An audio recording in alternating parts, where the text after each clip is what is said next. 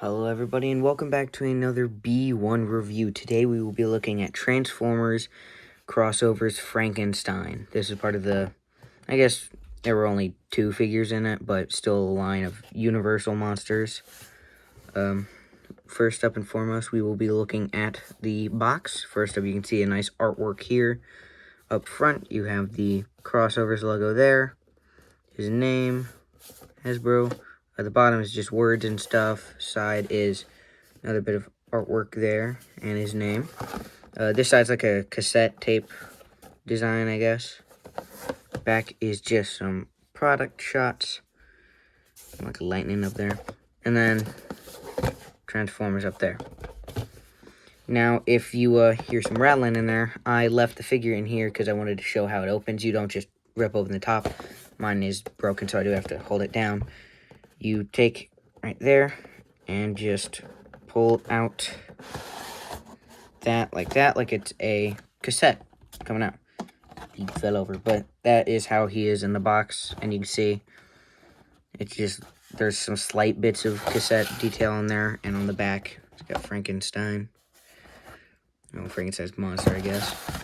But here we have the figure himself, which we will take a look at now. Here he is. You can see his head right there. Nice red eyes. There's some nice use of like gunmetal gray all over. I think it looks nice. And the green as well. It's very nice. It's also a remold of a Siege figure, so it's got some pretty nice molded detail. A bit of a backpack. But, yeah, there's some details for you. And now we can do some comparisons. First up, we have this guy.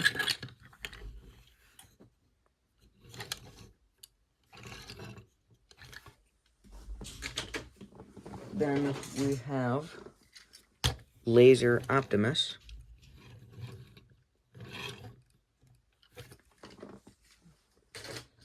And last one, let's do a little bit random one, but let's do Hot Rod. Now that we have done comparisons, we can get on to accessories. And first up, we have his weapon, which I guess is like the thing that brought him to life that shocked him, I guess. Yeah, it's just silver, or well, it looks like it was molded in green and then painted in silver. But what you want to do for this is just take one of those 4 pegs on the bottom and just tab it on to his arm right there. That's what you do with that. And the other thing he comes with is a blast effect, or I guess lightning effect, which I really like. But something that's a bit odd is this, it is very specific to this figure because it is meant to be on this. And you do kind of have to have it this way because it is molded for it to be a certain direction. It just plugs on there via 5mm port. But you can see around there on the lightning, there's some like mold spots for the circles to go. And you can do a Frankenstein bloosh lightning effect there. He almost looks like he's the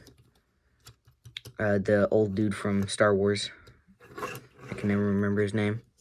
Emperor Palpatine, maybe?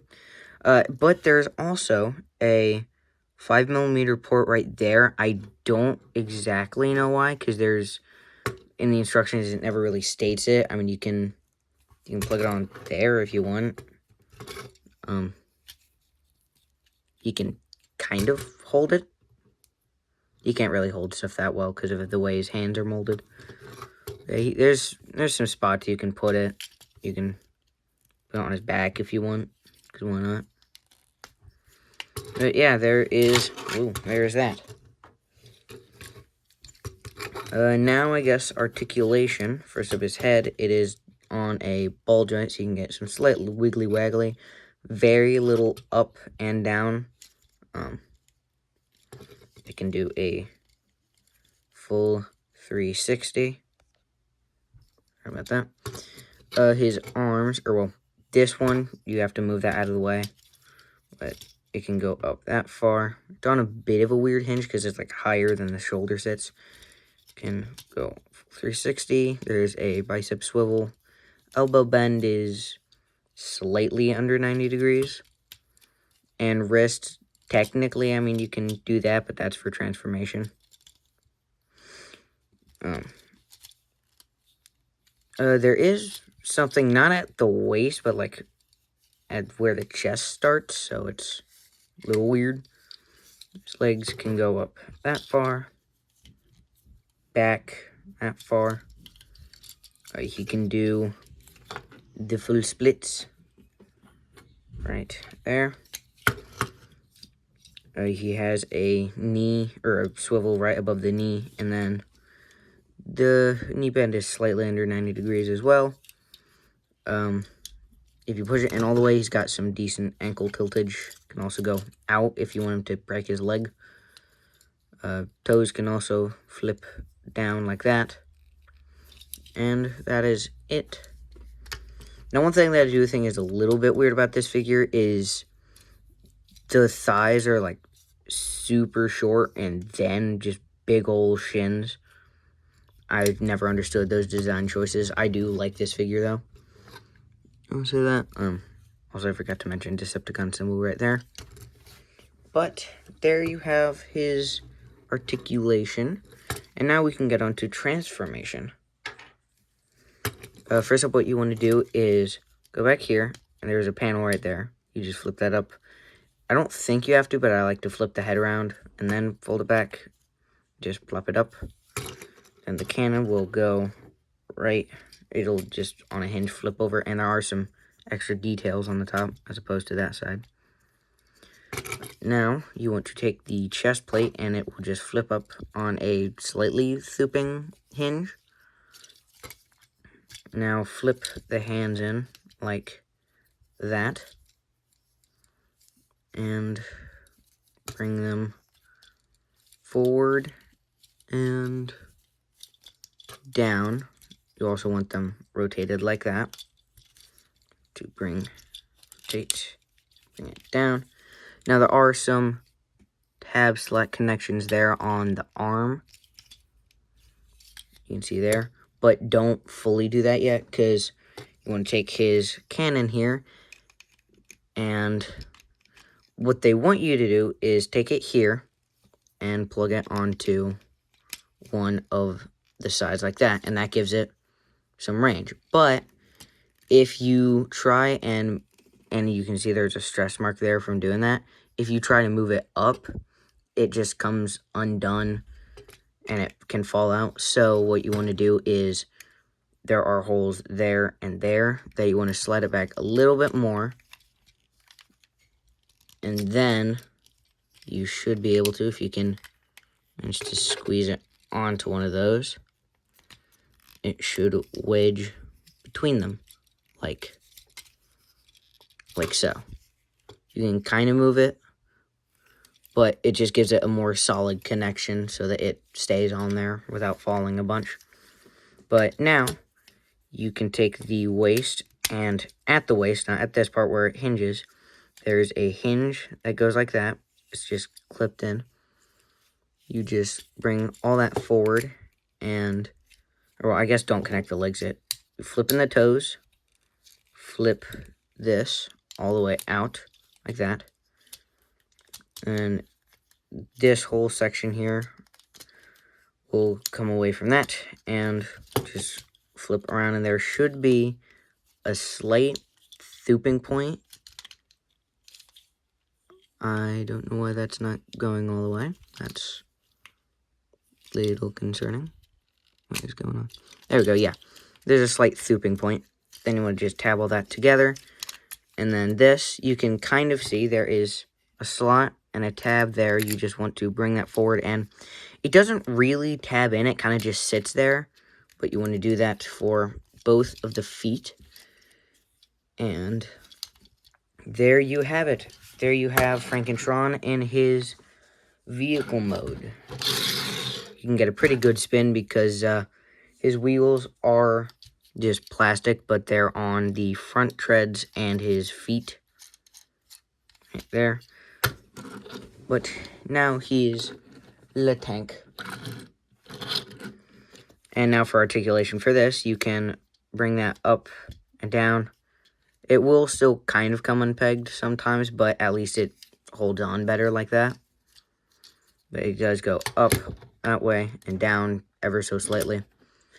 And then because of where the waist swivel is, you can twist the turret all the way around 360, and this can hinge outward if you want it to be like that. But I believe these are all just the same details, except you can kind of see sides of the tread now and some like spikes there on the front. Oh, and if you want, you can still take the blast effect, which it was really meant for this mode because then it's not upside down. And he can do a big old Frankenstein tanking baloosh right there.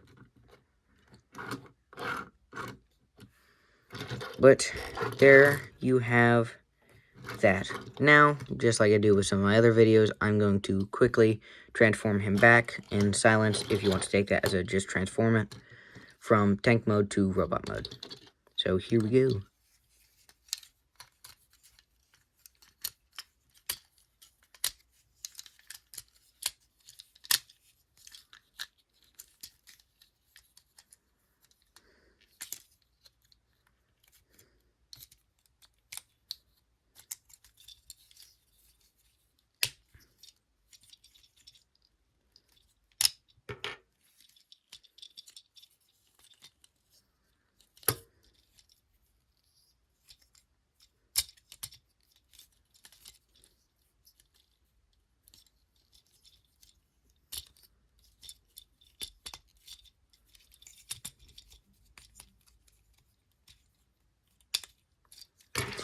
And there we go. Now he is back in his robot mode. And you could just take that, put it back on, and there you go. And that just goes to show, again, like I like to do, just how quickly, if you're just fiddling with figures like this, how quickly you can just flip back and forth from each mode. And yes, the hands are molded sideways if you didn't see that already. So the elbow, it's supposed to be kind of like the Frankenstein, like zombie stance. Like that, kind of like on the box. You can fold it that way. I mean, he won't have an elbow bend. I mean, he'll have it there. You can do that. But there you go. Ooh. That fell off. And just that we have everything in frame. There we go. There you have Frankentron from the Universal line. This was B1 Reviews. Thank you all for watching. Don't forget to like and subscribe and leave a comment down below. And if you liked my video so far, then go and check out my other videos on my channel. And thank you all for watching. I'll see you in the next one. Bye-bye.